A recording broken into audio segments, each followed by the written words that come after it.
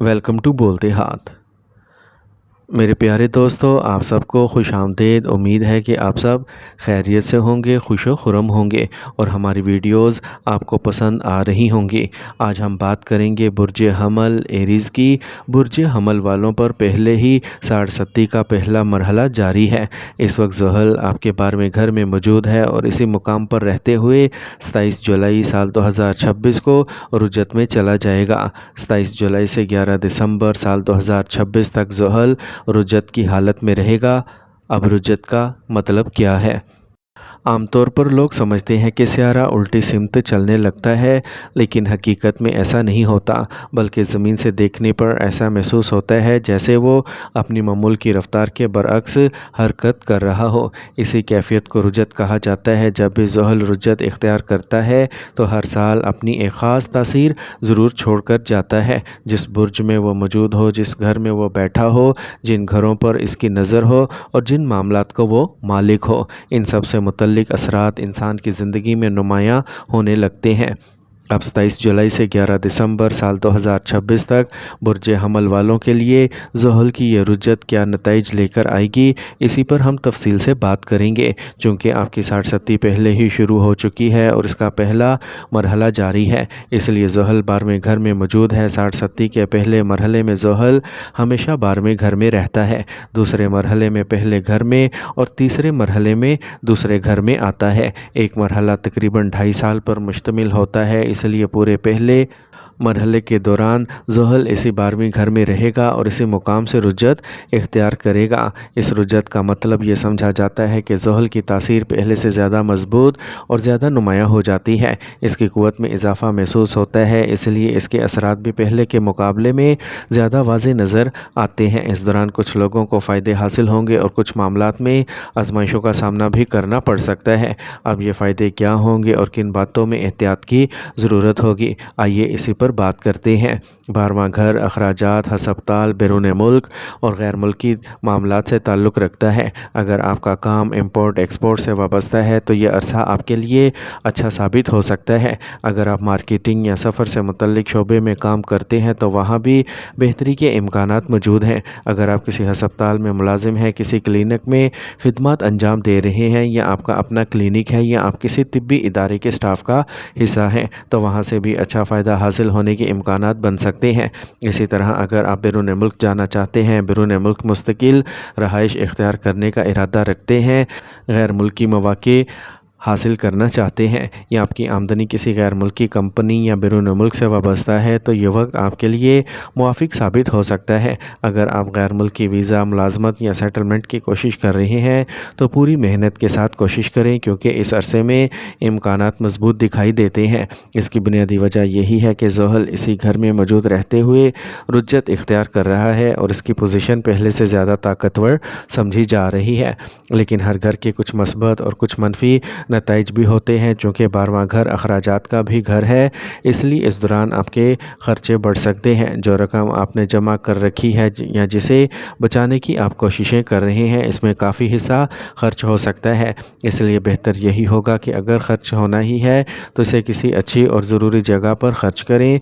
अपनी ज़ात पर, अपनी ज़रूरियात पर, अपने घर वालों की ज़रूरियात पर या अपनी जायज़ ख्वाहिशात पर पूरी करने पर ख़र्च करें, ताकि बाद में अफसोस ना हो, क्योंकि इस अरसे में अखराजात का बढ़ जाना एक नुमायाँ इम्कान है।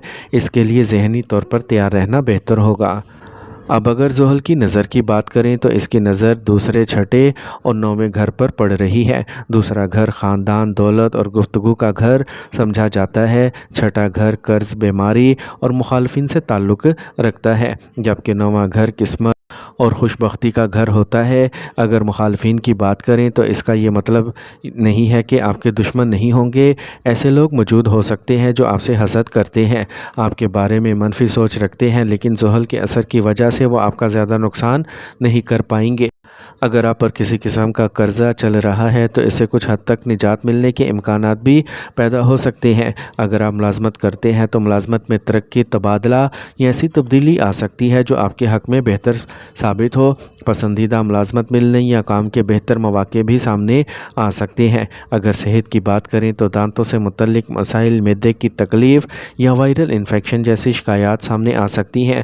اگر پہلے سے ہی ایسی کوئی پریشانی چل رہی ہے تو اس پر خاص توجہ دیں، اور اگر نہیں ہے تو 27 جولائی سے 11 دسمبر سال 2026 تک اپنی صحت کا خاص خیال رکھیں۔ خاص طور پر معدے اور دانتوں کے معاملات میں احتیاط ضروری ہوگی۔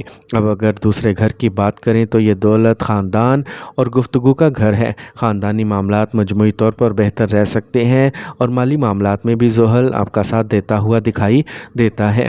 لیکن ایک بات ضروری یاد رکھیں کہ آپ بڑے بڑے خواب دیکھتے ہیں، ایک ہی جگہ بیٹھ کر بہت دور تک سوچ لیتے ہیں کہ میں یہ بھی کر لوں گا یا وہ بھی کر لوں گا، لیکن صرف سوچنے سے کچھ حاصل نہیں ہوگا۔ زحل ہمیشہ عمل کو اہمیت دیتا ہے۔ اگر آپ محنت کریں گے تو نتیجہ ضرور ملے گا، لیکن اگر صرف خیالی منصوبے بناتے رہیں گے تو ان سے کوئی اور فائدہ حاصل نہیں ہوگا۔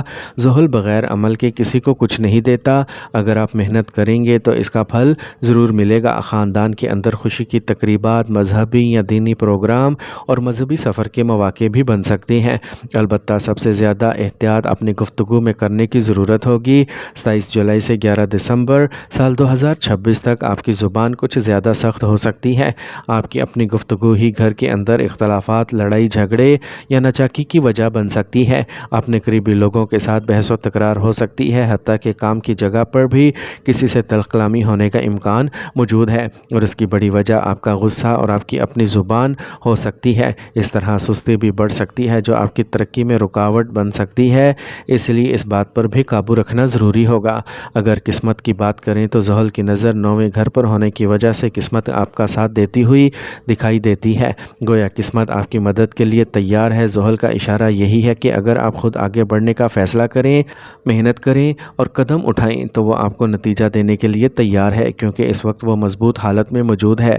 لیکن اگر آپ خود ہی بیٹھے رہیں گے، سستی کاہلی اختیار کریں گے اور کوئی قدم نہیں اٹھائیں گے تو پھر زحل بھی آپ کی مدد نہیں کر سکے گا۔ اگر آپ اٹھ کر محنت کریں گے تو زحل آپ کے لیے مضبوط سہارا بنے گا اور آپ کو آگے بڑھنے میں مدد دے گا۔ اس لیے اس عرصے میں اگر آپ کچھ نیا کرنا چاہتے ہیں تو موقع اچھا ہے، اسے ضائع نہ کریں۔ سستی کو اپنے اوپر حاوی نہ ہونے دیں، غالب نہ آنے دیں، کیونکہ اگر آپ نے سستی اختیار کر لی تو وہی رک جائیں گے، لیکن اگر محنت جاری رکھی تو بہت آگے تک جا سکتے ہیں۔ خاص طور پر اپنی گفتگو پر قابو رکھیں، کیونکہ اس سے آپ کے گھریلو اور پیشہ ورانہ تعلقات متاثر ہو سکتے ہیں۔ مجموعی طور پر قسمت اور پیشہ ورانہ معاملات میں زحل آپ کی حمایت کرتا ہوا نظر آتا ہے۔ میرے پیارے ایریز، اگر آپ سٹوڈنٹ ہیں تو یہ وقت محنت اور یکسوئی کا ہے۔ سستی سے بچیں، اپنی پڑھائی پر پوری توجہ دیں اور مستقل مزاجی کے ساتھ اپنی تیاری جاری رکھیں۔ انشاءاللہ آپ کو اپنی محنت کا اچھا نتیجہ مل سکتا ہے۔ آخر میں ایک بات ہمیشہ یاد رکھیں کہ سیارے اور ستارے اللہ تعالیٰ کے حکم کے تابع ہیں، ان کے پاس خود کوئی اختیار نہیں۔ اصل مدد کرنے والی ذات صرف اللہ تعالیٰ کی ہے، اس لیے ہر حال میں اللہ تعالیٰ سے دعا مانگیں، اس پر بھروسہ رکھیں، 5 وقت کی نماز کی پابندی کریں، اپنے گناہوں کی گڑ گڑا کر معافی مانگیں، صدقہ خیرات کریں، غریبوں، یتیموں اور ضرورت مندوں کی مدد کریں۔ اللہ تعالیٰ آپ کی مشکلات آسان فرمائے، آپ کے رزق میں برکت عطا فرمائے، آپ کو صحت، سکون اور کامیابی نصیب فرمائے، آمین یا رب العالمین۔ اس کے ساتھ ہی آج کی ویڈیو یہیں اختتام پذیر ہوتی ہے۔ امید ہے آپ کو یہ معلومات پسند آئی ہوں گی۔ اگر ویڈیو اچھی لگے تو اسے پسند کریں، لائک کریں، اپنی رائے کمنٹ میں ضرور دیں اور ہمارے چینل بولتے ہاتھ کو سبسکرائب کرنا نہ بھولیں۔ اللہ حافظ۔